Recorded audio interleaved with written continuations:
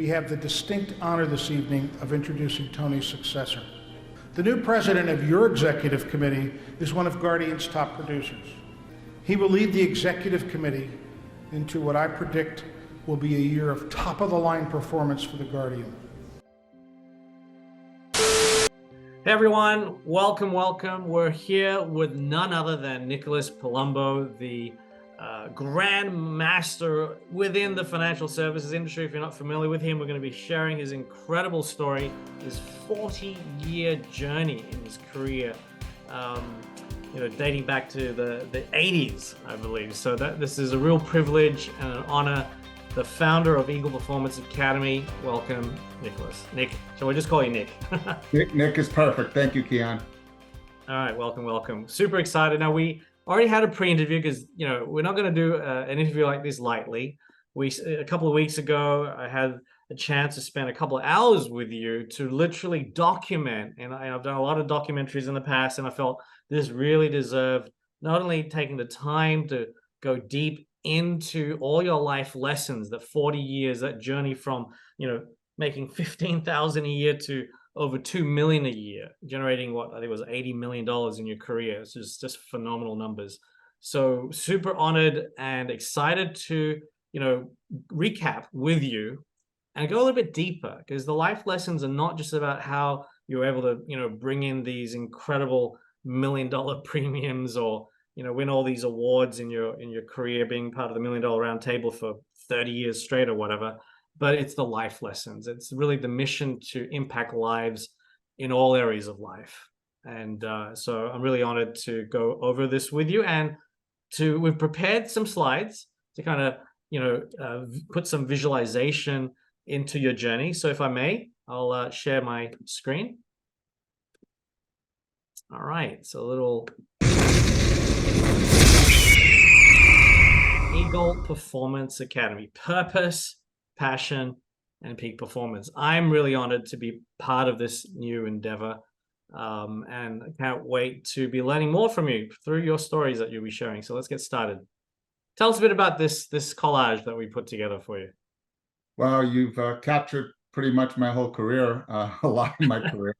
The one that is dear to me the most is the one smack in the middle, right in the center. Because I often say it's not about how much money you make, but the impact you make, mostly to your children. This was an award that I received from the American Diabetes for Father of the Year. And those are my children. Joseph, this was many years ago. Leah, the little girl there, and that's my beautiful wife, Linda. The other ones were some ribbons and awards I won for different accolades in one particular year at a conference. The one where I'm sitting, where my wife is holding the flowers, I was appointed as president of the executive committee for Guardian Life Insurance Company. That was around in the 2000, I don't recall, 2006 or 7, something like that. Got it. The bottom one is me in Korea at the age of 47, where I won the silver medal in international competition. So pretty proud of that one. And the other ones are just my wife and I, Linda, of 35 years. Congrats. Almost 35 years. And the bottom right is the CEO of Guardian Insurance Company at the time was giving me an award for outstanding achievement in sales. Joe Sargent. Yeah. Awesome. So let's get into it. Now we've, took the liberty of tracking your year-by-year results. Now, I know, it's always controversial when people start throwing out their numbers, and I've seen so many ads where people, I made X million dollars, and they show their Stripe account and all that, and all the, the people out there who are skeptics and so on. Look, we're just going to share you our truth. We're not going to show you every single year's tax return. We said to Nick, look, we need some sort of proof here. So, we threw in the 2021 tax return you did there. You can see here 2.245 million. That was just the last year, correct? That was my last year, right when I retired from Guardian Insurance Company. Got it. So, and this does not include, all the investment deals and whatnot that you've had over the years and whatnot. So correct. 80 million that we throw around includes the lifetime residuals, right? You're 61, 62. Correct. And for the rest of your life, Guardian's going to pay you $1 million because of all the work and bonuses and whatever you call it in the US, pensions and whatever, yeah, 401ks and et cetera, right? Correct. You've Correct. accumulated. So that's pretty amazing. So now we put a little visual here. You can see here it's not always a smooth, curve going up, and there's certain periods in that first 10 years is always the toughest, right? You can see how you've 100x'd, you're more than 100x'd what you started off. Right? It's incredible, right? That's the potential of getting into effectively your own business, right? In sales, you're not exactly your own business, but effectively you're in the business of generating revenues through your own blood, sweat, and tears. So there's some incredible, interesting stories here, how you went and tripled that year and kept on rising. So I can't wait let's get into it.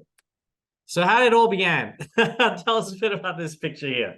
Well, obviously, that's an old picture. That was my graduation picture from Adelphi University back in 1983. I was recruited by Northwestern Mutual as what they call the college agent program. So it's actually a senior in college selling life insurance. But obviously, my marketplace was, who do we know at 21? Who's going to listen to a 21-year-old about life insurance? So that was. You don't look 21. Year. Landon and I were like, Yeah. That's not you at 20. That's you at 30, right? It's probably the mustache, but that was directly from the yearbook. Yeah, that's a classic. We love it. But I have an insurance background myself. I studied actuarial mathematics and finance in Australia before I moved to the US 20 years ago. But the incredible business model of the insurance industry is what? The fact that people, stay on and keep on buying premiums for decades, literally. So the residual income you get selling life insurance is, quite an incredible business model for people. So Yeah. the first year, 25,000 might seem like not a lot, but I did some math, and today's dollars, that's 70, 80,000. That's not bad for first year out. Mm-hmm. So yeah, I recall my dad always wanted him to be a doctor or a lawyer. And when I told him I was going in the insurance business, he said, well, how are you going to make a living?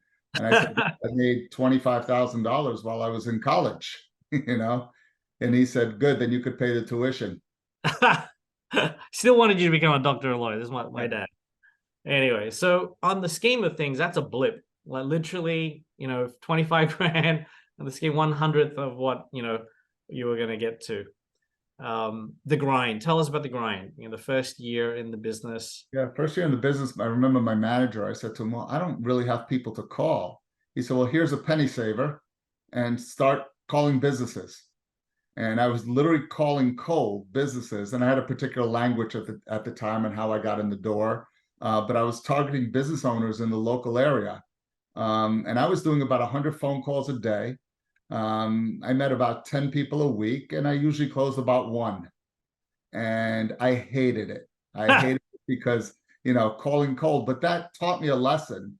And the lesson was I overcame call reluctance pretty quickly. Yeah. I got really good on the phone. And today it's make 5 calls, and set up 5 meetings, and close 5 cases. That's a much better model.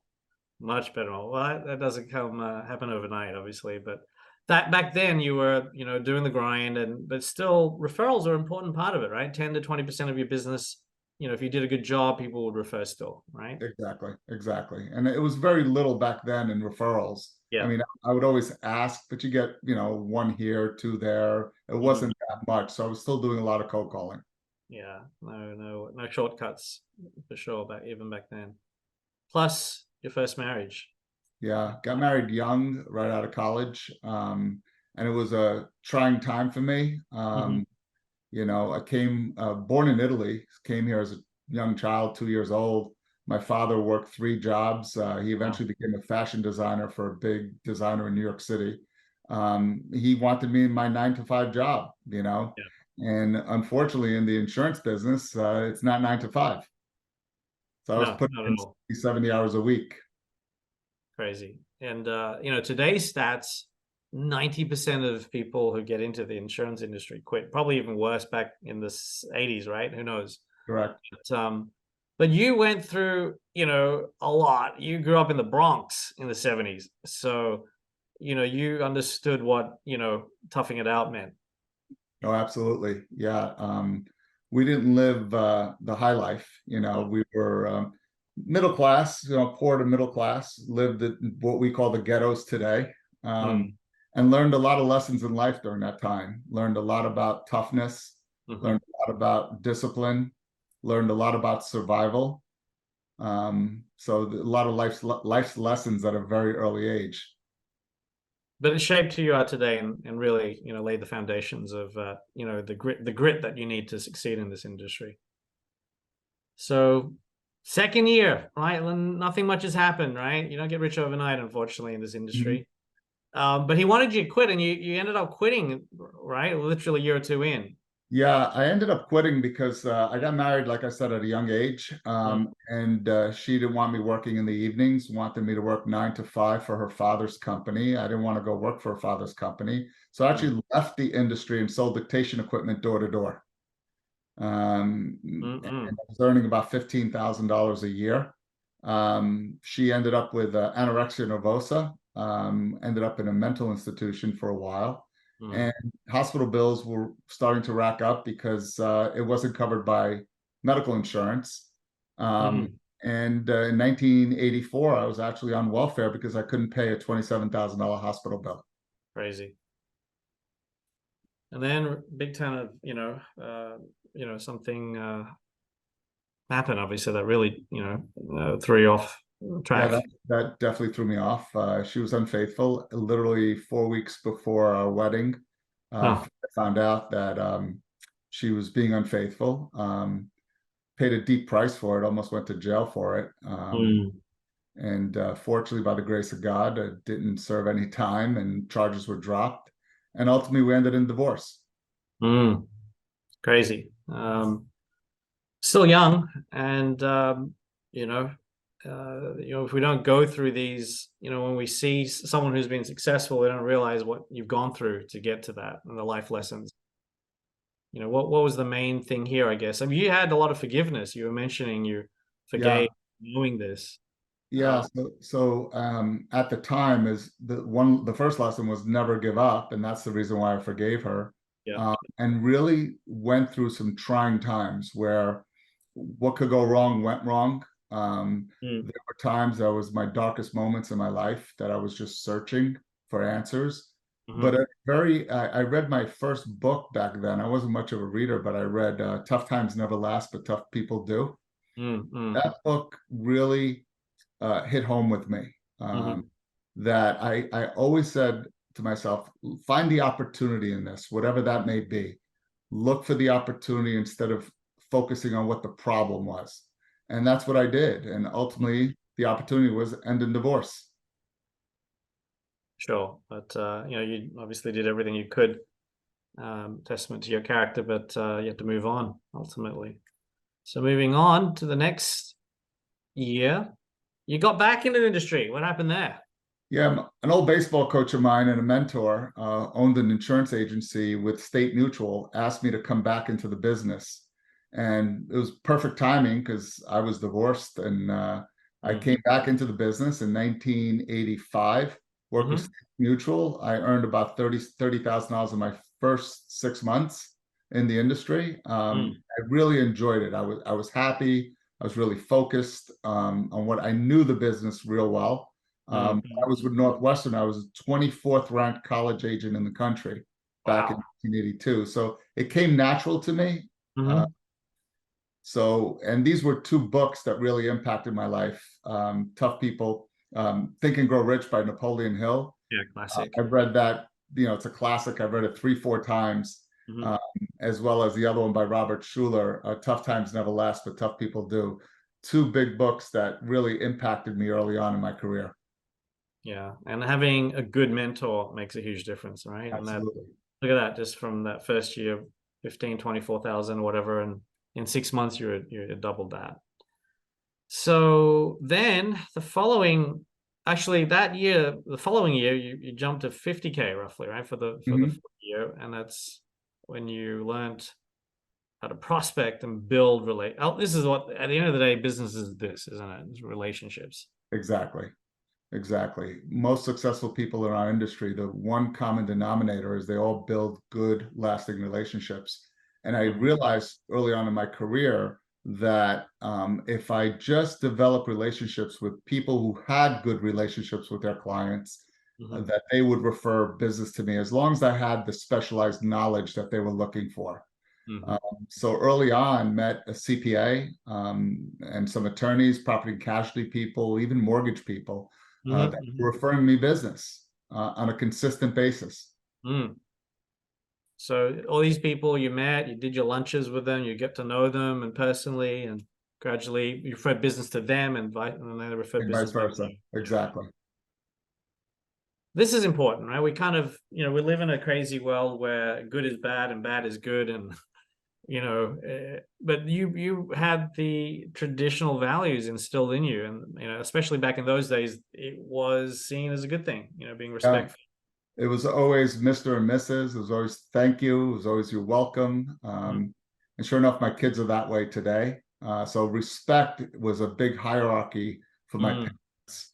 So as a result of that, I'm big on respect, Absolutely. no matter who the person is. Indeed.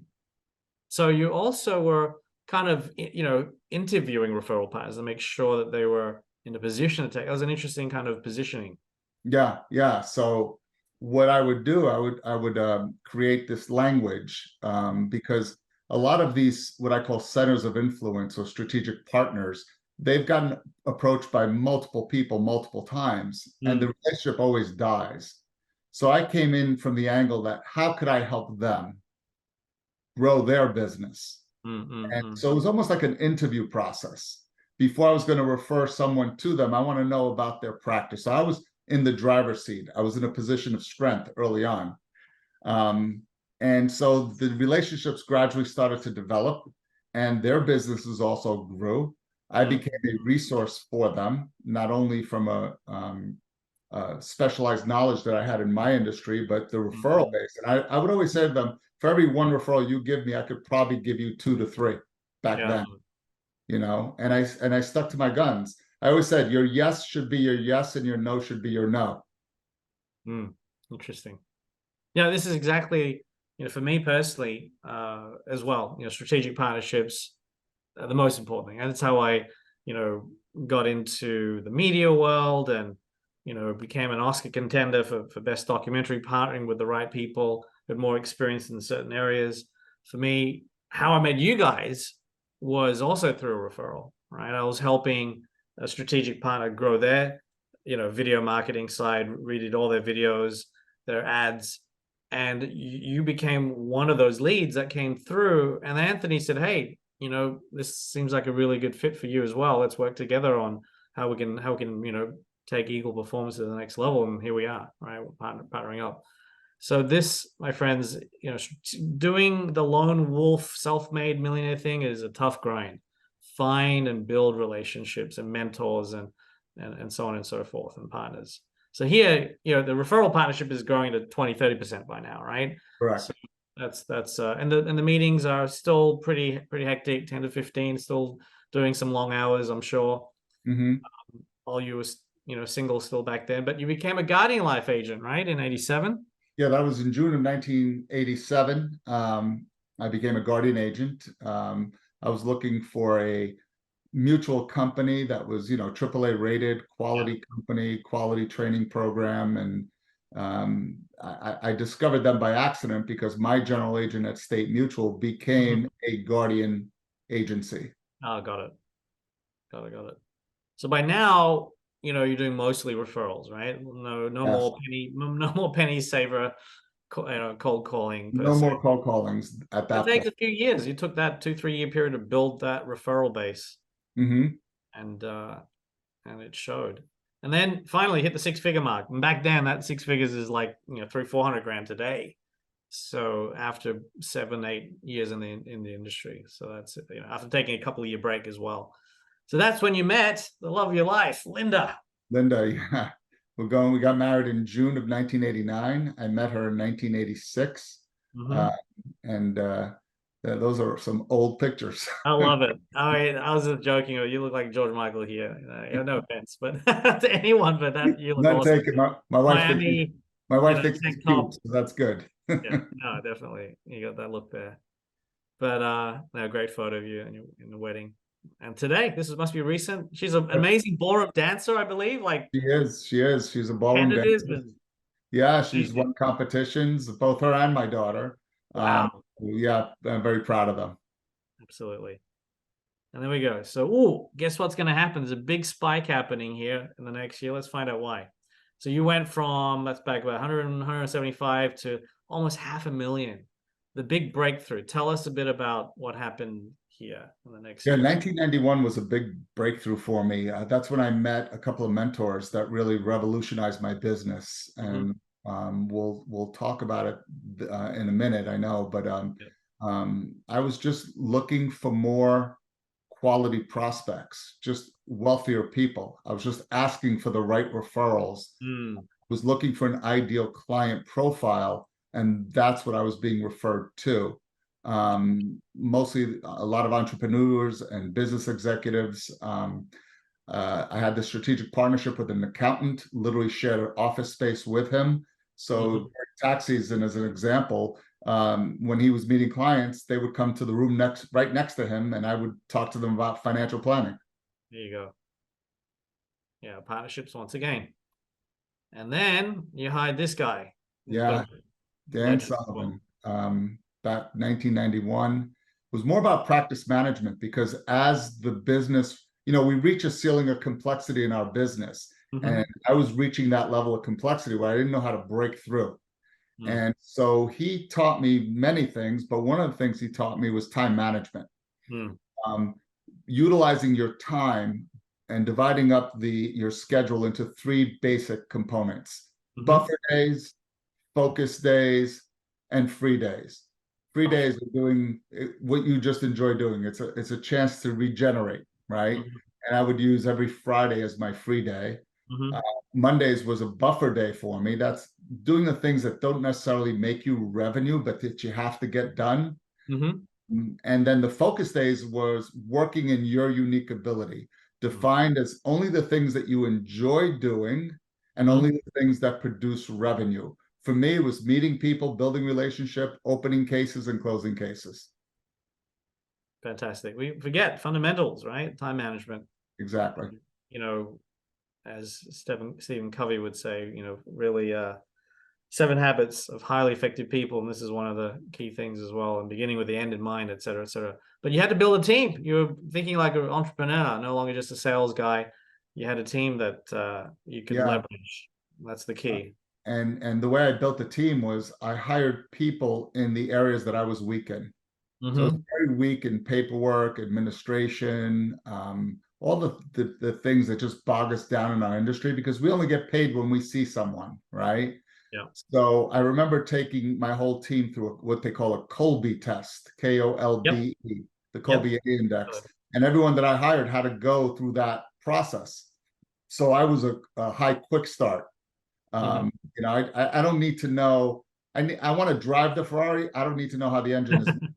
They needed to know how the engine is made. So I developed a whole team around me that were very strong. So as a unit, we were a very strong team. Fantastic. And you had other salespeople in your team that you could effectively partner up with as well, shared Yeah, commissions. there were I started hiring other advisors that Mhm. wanted some mentoring from me, and they would bring me in on what I call the A clients. The A clients that fit my ideal client profile, Mhm. I would generate higher premium, larger cases, and they would Mhm. split the case with me. So we created more stickiness because of the experience that the client had with us, with our process. Mhm. So the client stayed on the books, and there were larger cases. Interesting. I'm just curious, when you hired these team members, were they on base plus commission or just straight commission for the sales guys? The admin staff was all W-2 wages, Sure, sure, and sure. the agents, the other advisors, were on commission, straight commission. Yeah, that's the best, isn't it? All right, if they're really good, they'll want to just get commission only. Now, you didn't start hiring them when you hit 450. It was already before then, right? That led to the growth of Exactly. tripling. So when you were Exactly. about 150, 200, was that roughly It when was, you yeah, started exactly. It hiring? was between 150 and 200,000 that There I you go. just made the commitment to start developing a team. investing into the team, In my right? business, correct. There you go. And the interesting stat you mentioned was the average premium you closed is 50,000 a year versus the national average of just 2K. Right? Most people Yeah, spend a couple bucks and a month. that was a big number back then. That was a lot. Still is. It Not still many is. people, pay that much for an annual premium a year. So Exactly. But keep in mind, when I did that, I would hand down a lot of my what I call BC clients when I would get referred to got it. smaller cases. So the other agents would split that with me, but they wrote it. They were responsible for 100% of that sale, but I would still be on that application. Got it. And this process was revolutionary as well. Bob, Oh man, that really changed that in itself. My practice grew exponentially. Bob Castellone was a mentor of mine. He was a founder of Leap Systems. I started using this system since 1991, basically 92. And it's a unique methodology that stress tests all of the opinions that people are getting out there mathematically and scientifically to help clients make informed decisions based on facts and not only Nick's opinion. Which is great. I mean, everyone says, "Oh, you're just selling emotion, right? You're selling life insurance, which is all, what happens if this happens? What's the risk?" Exactly. But you're just showing them the facts. Like there's your mathematical truth is and that change, I guess, switch the positioning so that you are an advisor, not Exactly. just a salesperson. Brilliant. And then the magic, you talked a bit about this. Magic of compound interest is great, but tell us a bit about how. That's just an example, right? So we in the Leap system, what it does four things. Number one, it's an economic game board, right? Like an architectural drawing of a person's finances. On this game board, there's 10 financial rules and there's about 50 strategies. This is just one strategy that I shared with you. The magic of compound interest. Einstein said that was great. Yep. And Wall Street picked that up, right? Because Wall Street is more assets under management. If you're compounding it, is more and more fees. But a client also will compound their taxes every year. Yep. They also will compound management fees. So there's a strategy or a principle known as velocity of money, meaning money should be in motion to accumulate wealth faster. So I often ask this question: if I could compound your wealth, but not compound your taxes, not compound your management fees, when would you want to know about it? Now. Well, it's impossible, right? So these are some concept: pulling dividends and interest out of an account, moving into another asset to grow wealth exponentially, similar to the way a bank works. Bank does velocity of money. A bank on a simple CD earns as much as 50% because they lend the same money up to 10 times. Yeah. The other strategy is 401k. Well, is it a deduction or is it a postponement? Every one of my clients, I always ask, where do you think taxes are going to be 10, 20, 30 years from now? Higher or lower? Always say higher. Yep. $32 trillion national debt, right? And are you striving in life? Are you accumulating wealth, even if taxes were to stay the same, to be in a lower bracket when you retired? Because if you do, you don't need me.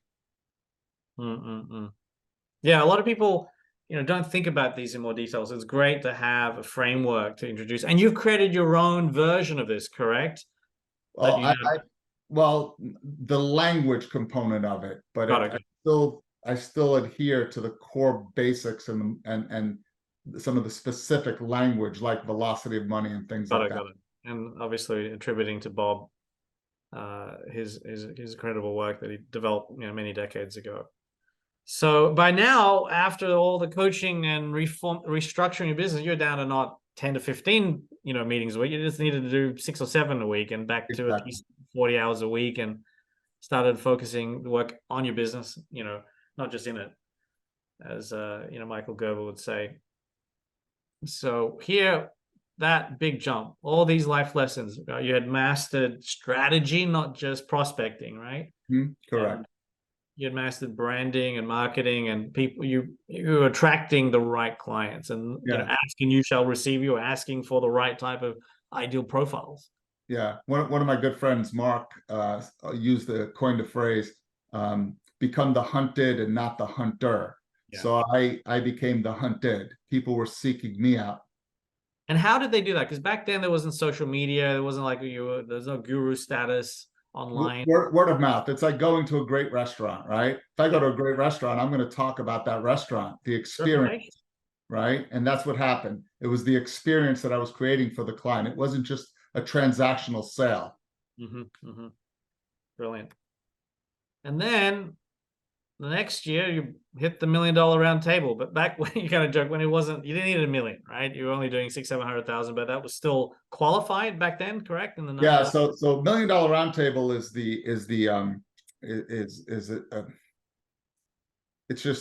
an organization, but within the $1 million round table is what they call top of the table. And top of the table represents the top 0.1% of all insurance professionals in the world. So I was a member of the $1 million round table within the $1 million round table. Got it. Or the top of the table within the $1 million round table. The top point one in 1,000. Got it. Exactly. And you were just doing 4 or 5 good quality. That's when you did the 5-5-5, right? Meet 5. Exactly. Exactly. Not quite 100%, but close enough to 100% close rate. Yeah, as long as I had the ideal client, yeah, and they fit the psychographics, not only the demographics. They're open-minded, they love their family, type of person I want to play golf with, or I want to have a drink with, or I want to have dinner with. Those were my ideal clients. Indeed. But by then, 10, 15 years experience, you really know your stuff. And but then this tragedy happened. Yeah, in 1993, we were pregnant with our first child, Nicholas, and at birth, the cord got caught, and he died in my arms. So another tragedy struck, and didn't know where to turn, what to do. Losing a child, whether they're newborn or whether you lose a child later on in life, that's not supposed to happen. No. So I started to immerse myself more in my work, believe it or not. That's I can't imagine losing at birth. It's I've got 2 young boys, so it's it must have been a very tough time. And you set up Opus Advisory Group. Yeah. Prior to Opus, we were 1991 or 92, we were Westchester Advisory Group, and approached by another firm that wanted to merge our 2 operations because they had certain strengths and we had certain strengths. And we had 5 partners, about 40 employees, including advisors overall. I had about 8 people on my own team. And so it was a great run. Yeah. And then you're already doing $750,000, back 30 years ago, roughly. And then you hit another jackpot, but this is an interesting story. Did a bit of a US record deal there. Tell us a bit about this. Yeah, this was myself and one of my partners, Russ. We met through an attorney in New York City, met this German billionaire from, I think he was from Munich. He was in the ball bearing business, about a net worth back then of about $7 billion. This was when the reinsurance market wasn't as dried up as it is today. We were able to secure, at the time, it was the largest in U.S. history. We wrote him a $500 million death benefit. Insane. Yeah. But it was term insurance, so wow. Still, because as a German citizen, cash value insurance was taxable at the time, so we some term insurance. That's crazy. $500 million. Sure, yeah, that's mind blowing, and probably won't be repeated because you said the cap is now 200, right? 200 now, yeah. So that's a bit of a goat record there.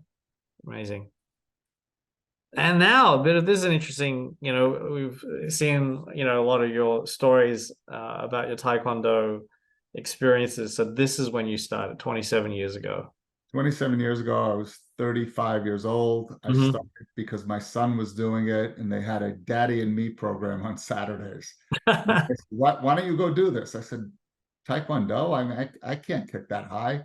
Well, I went one Saturday, and I haven't stopped going since. And I fell in love with it because I always studied human potential. This was a way to incorporate body, mind, and spirit. So I became even more disciplined in my own trade, in my own vocation. Wow. Helped all areas of your life, right? And that this is kind of where the genesis, the the transformation doctrine, you could say. That's the early stages of you formulating. That's where it started. The process began without me knowing what it was. Yeah, yeah. And also the miracle child, that happened obviously at the beginning of this period. Yeah. So that was 1996. Well, Mhm. 1995, Linda got pregnant with our second child, and Mhm. that was one day right before Thanksgiving. We were having 25 people over the house, and we were going to announce that she was pregnant again. And it was Thanksgiving Eve. She began to bleed. Wow. And she called the doctor, and he said, well, it was the next day was Thanksgiving, so Friday come in, we're going to do a DNC. You're losing the baby, basically. And at the time where I was searching, because since I lost our first child, I was searching for a higher power, a belief, but I was basically atheist. I didn't believe in anything, because how could God let this happen? Yeah. And not only once, but now she's losing another child. Crazy. And I remember that day where we were driving to the hospital on Friday, and my wife was holding my hand. She said, do you believe in miracles? And I said, how could I believe in miracles? I don't even believe in God at the time. And your wife was Catholic, right? So she was very Catholic, but firm believer. I mean, she went to church, I think, 3 times a week, wow. at the time. But I was searching for deeper meaning. And so we finally get to the doctor's office, and he does the sonogram on her. And he calls the nurse. Ironically, her name was Mary. He said, Mary, get in here. And I said, now what could go wrong? I'm thinking negatively because of the what I went through in life, and there were other stories in between that have happened. And he turns the monitor around. He said, son, do you believe in miracles? Oh my gosh. And I said, well, what do you mean? He said, well, you were having twins. You lost one. This is my son today, Joseph, who we call the miracle child. Incredible. Incredible. Transformation. So this incredible acronym here, which really summarizes what transformation is about, the whole journey. Yeah. You kind of walk us through. Sure. So this goes back to Korea. I think that's going to come up in a few minutes. But when I went to Korea, it was an amazing experience. You talk about life events that happen in your life that have impacted you. And when I was there, I noticed that there were some of the older masters. They call them grand masters, 10-degree black belts in the world.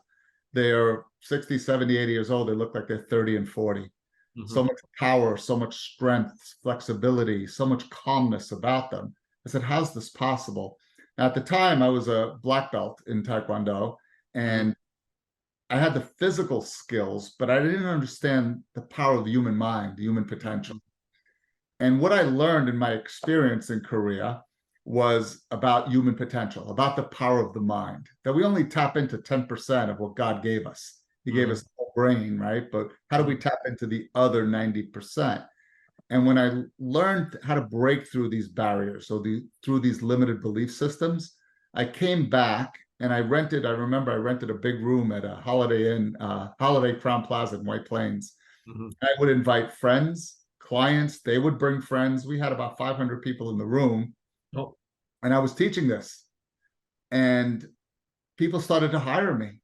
My intention was not to create a coaching company because I had a successful business in financial services, but I wanted to give back. So I would say yes. And people were sending me emails. Nick, thank you so much. You transformed my life. Now, what I know full well today is that I didn't do anything. God used me to transform someone's life. Okay. So I want to be clear on that. But I would read my emails, Nick, thank you so much. You transformed my life. Transformation kept coming up. And I'm in bed one night, and 2 o'clock in the morning, I just pop up out of bed.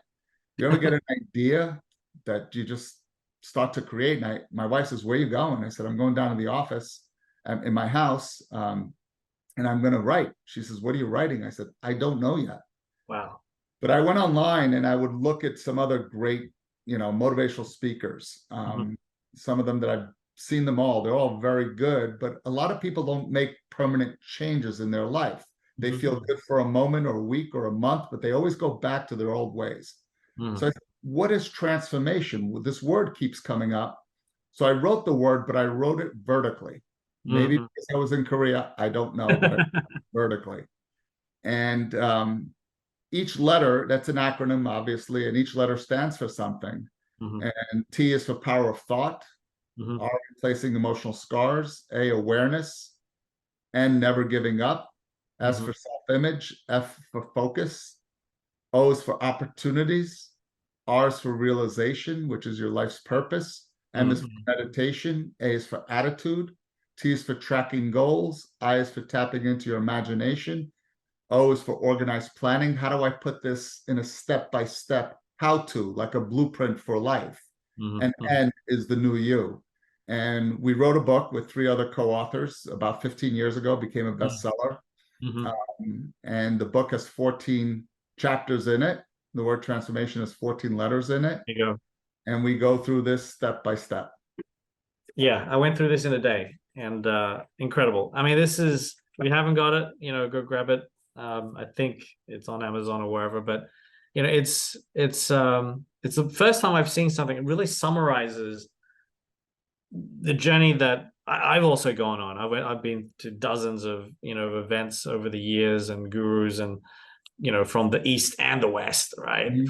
From the Tony Robbins to also Asian, Qigong masters and so on. And this is that body, mind, spirit component. All of these things that you mentioned here really covers that. So it's a very holistic approach. Exactly. And that's the very reason, Keon, why 90% of people fail in our industry within the first 3 years. I think it's 70% within the first, within the first year, it's 90%, and it's 70% within the first 3 years. Because when you work for a lot of these companies, they give you the outside tools to make you successful. But nothing grows from the outside, everything grows from the inside. So once we can teach someone how to grow from the inside first, then whatever outside tools you give them, they become this nuclear power plant. Yes, I couldn't agree more. And I think it's a lifelong journey. It's not a, here's another shiny tactic or cool social media, fancy fad thing. But underlying that, if you don't have this foundation and keep on working on it, and it's a lifelong journey, lifelong mastery, you're not going to be able to implement, successfully what tactics you pull up. So I think this is amazing. So moving on, we're hitting the 15 to 20 year mark in the business, and you're down to 30 hours because you're not only flying around doing Taekwondo competitions and winning, but you're still winning. On the you build a really well-oiled Ferrari machine, generating you about $1 million bucks a year, and winning all these outstanding. If you zoom in, you'll see top 5, top 7 in the country, blah blah blah, in different years, and another billionaire client with these crazy, almost $1 million in premium there, right? Insane. It was actually 1.2 million premium. Okay, and you're making 75-80% of that in the first year. Exactly, and that client is still on the books. Oh my goodness, still generating residuals. And then you finally win, right? You go from black belt to winning these, coming with silver, right? I came away with the silver medal. I was in the heavyweight division, which was 185 pounds and over 35 years and over. And the reason why I won, or I came away with the silver medal, is not because of my physical skills, because I always had that. I learned how to fight at 8 years old, basically, growing up in the ghetto. So I had that mental toughness, but I learned about human potential, on how to break through those limited beliefs. And when I entered, my intent was not to compete. My son was the one who was going to compete. And this one of the top 10 grandmasters, Grandmaster B. Young Kim, approached me and he said, Mr. Nick, you're going to compete. I said, oh, no, Mr. Nick's too old. See, that was the first paralyzing paradigm, being too old. It was a limited belief. And he said, that was not a question. You're ready.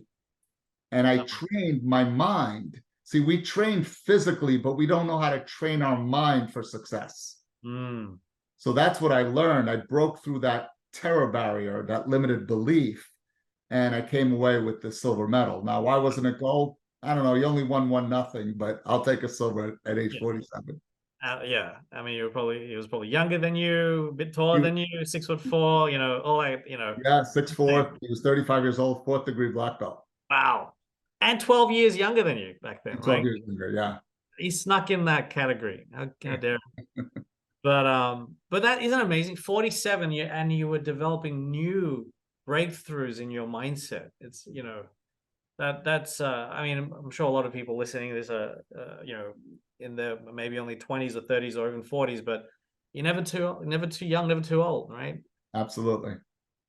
So that was an incredible period. That mental toughness really helped you, you know, skyrocket from that 1 to effectively almost 2 million now, right? All Mhm. that because of that training you did, you know, mind, body, and spirit, the taekwondo, the meditation, and everything. And then this happened, another kind of setback. Yeah, so this was a major setback in my practice because Mhm, one of the things that I gave up control a lot of is I developed an investment team. mhm, And the investment team was developing the relationships with my clients. I was bringing the clients in. mhm. And without getting too deep into the story, Yeah, basically $250 million of assets were taken away from me and great. transferred out. So I ended up losing a lot in fees. That business today would be worth about another $8 million. Yeah, at least, if not more. That was 10 years ago, right? So 10 years ago, maybe yeah. double, probably more than that. So the lesson learned, put everything in writing. I mean, it's hard to tell, right? This was an employee turned partner from 1993, and you just had Correct. no idea, completely blindsided, right? You just never know. This was a trustee in my will. That's incredible. Um, but you've forgiven him, and we move Oh, on. absolutely. But fortunately, you were still producing. So even though that asset, you know, you were still generating some amazing fees as a top producer and annuities and you name it. So then we're kind of, yeah, it's flattening out, but you were doing a lot of coaching, right? You were doing all this ad hoc coaching on the side. Yeah. Yeah, I was Um, doing a lot of coaching at that point, so my time was balanced yeah, between, two industries. yeah, doing maybe 20, 30 hours here and 20, 30 hours in your coaching, right? Exactly. There you go.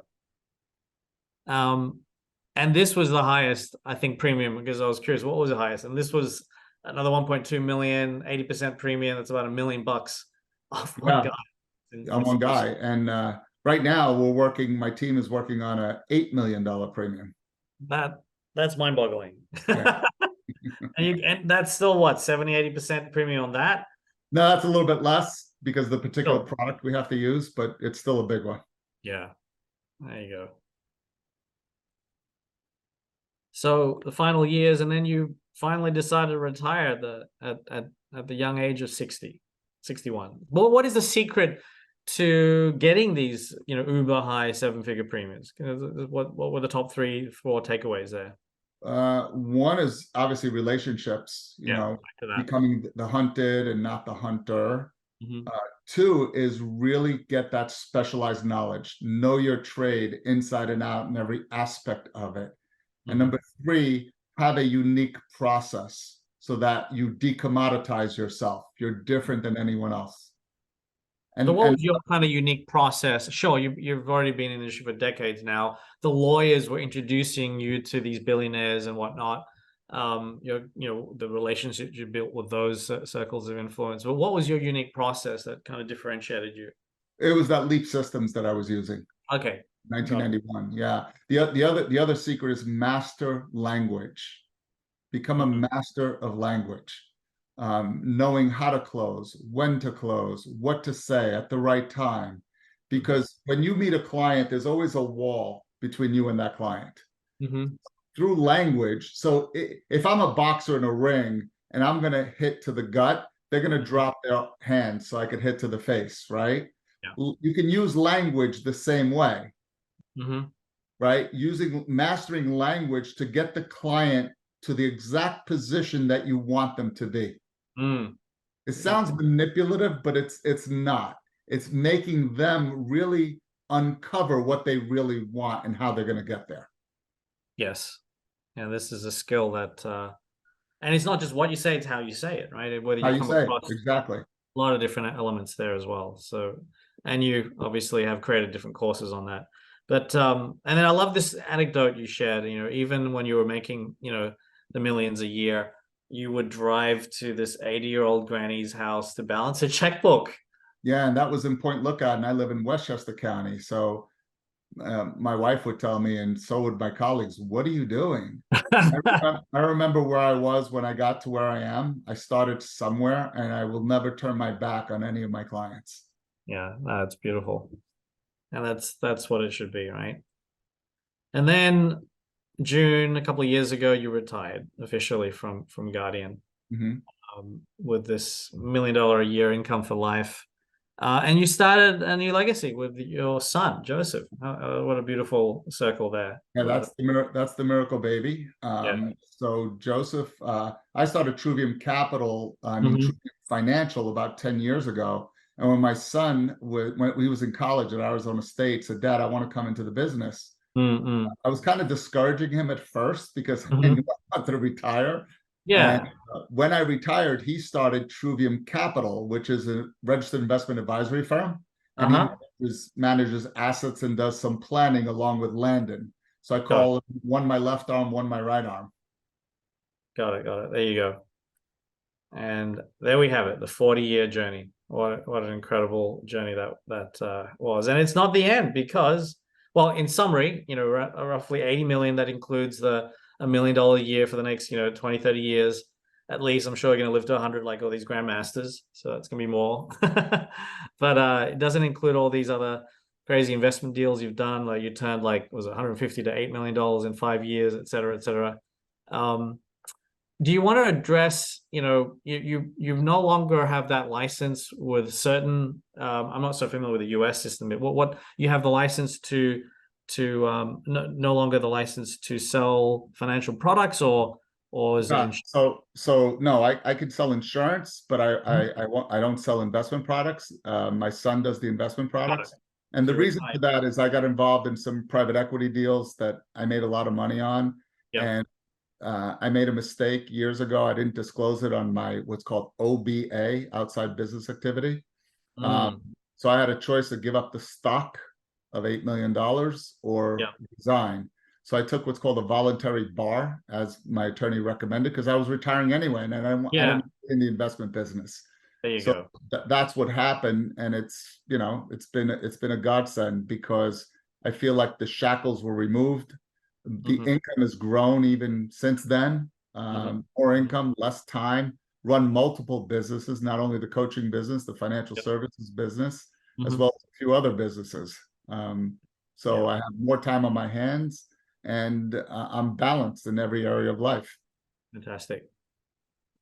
So coming out of retirement, now you have a very relatively simple structure, just one admin staff. You've partnered with Landon Meadows, a credible gentleman that reached out to us just a few months ago, and now we're all so excited and blessed to be partnering up with you guys. So he's in charge of the Truvium Financial Group, and also big part of Eagle Performance Academy. You'll be seeing him obviously. Right. Um, and your son is leading Trivium Capital, right? Correct. And then the launch of Eagle Performance Academy. So we've just recently put together a little first iteration of the website. So you can see purpose, passion, peak performance, transforming the lives of and businesses. It's not just about business, but about people's lives ultimately, in the areas of health, wealth, love, and spirituality, right? Happiness, true happiness. For not only financial planners, insurance professionals, but obviously whoever identifies as being mission driven, in those verticals, in different verticals. So different programs. Obviously, we're not going to get into it today. You can learn more about it on the website. From daily coaching programs that we have. I'm very honored to be part of the faculty, so to speak. We haven't finalized the times and everything, but this is from learning about video marketing, personal branding. That's what I'll be covering on my my weekly sessions. And then Tuesdays, you've got a co-author of that book, You Have Infinite Power, 8th degree black belt Taekwondo, Chris Bello, talking about mindset and transformation. And you and Landon will be, leading the kind of the main one about business, everything related to the business side as well, right? Business as well as transformation. And transformation as well, absolutely. And Corey, Beth, and Mike, they're an incredible couple, another power couple, so to speak. So they will cover, as part of their 6-week challenge, that people can join as well as part of this daily coaching online on Zoom. Obviously, on Thursdays they covered their health and nutrition, and they're the co-founder of this franchise, purephysique.com. Incredible, 30 minutes, just 3 times a week, intensive resistance-oriented workout, and they've got this incredible nutritional plan as well. And Pastor Rob, I had the pleasure of meeting a few weeks ago, the Warrior Spirit program that he's developed, and we'll be sharing that on Fridays. So, well, there we have it. Nick All Performance Academy. Thank you so much, Nick, for sharing with us all the ins and outs of your really incredible 40 years. And just the beginning. I just feel like, the impact you're going to have over the next 5 or 10 years, hopefully will equal, if not exceed, what, you've achieved over the last 40 years. So any final words that, people, perhaps saw an ad on Facebook, or, heard about this case study of your 40-year career, what would be your, final words for anyone wanting to achieve true success in life? So I often shared about God created us like a high-performance Ferrari, right? Yeah. Success, Earl Nightingale said it the best, is the progressive realization of a worthy ideal. And a worthy ideal is something bigger than you. It's your why, right? So if I made $2 million a year, but I'm not a good husband or good father, or I don't have a relationship with my creator, or I'm not physically fit, is that success? So success is balance in every area of your life. And this is the first program that I've seen of its kind that is results driven. In the past, I always did a money back guarantee. Over the 15 years I've been coaching, I've never had to write a check back. Wow. There you go. And, it really resonates with me. I'm a late father. I'm 51 already. My young boys are, 5 or so. But when you mention that, what is true success? I need to get more fit. I look at you and I feel like, I should be heading to the gym and doing more karate or kung fu. But everyone's talking about the hustle mentality, right? Nothing against that. We all need to hustle at some stage in life. But I think the message of balance is so needed today, because Absolutely. we are seeing such polarity, such craziness, really. Like the moral fabric, the social fabric is just all over the place, to put it lightly. Exactly. This message is just so needed for future generations, whether they're financial planners or whatever entrepreneurs out there listening to this, because entrepreneurs are the ones that are creating jobs, creating new change. So thank you for sharing and coming back out of retirement. Sort of, you could be retiring in the Bahamas or wherever, in Florida, Miami, wherever, you enjoy, but, to come out and, I always say to Landon, we got to protect Nick's time. He could be doing other things, but the fact that he's willing to really come and take this wisdom, you could say, and share it with the world, we're really privileged to be part of it. So thank you, Nick. My pleasure. Thank you, Keon. All right. All the best. Thanks, everyone. We'll catch you on the next podcast or whatever. All for now. Take care. All right.